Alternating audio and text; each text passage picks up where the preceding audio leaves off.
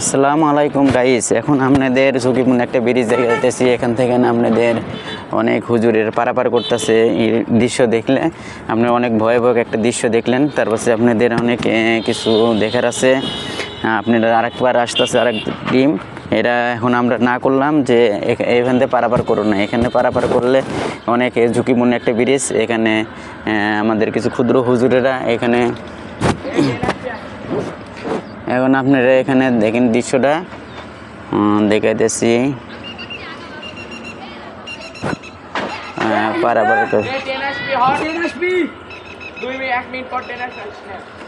এখানে 10 HP নদীতে পারাপার করতেছে।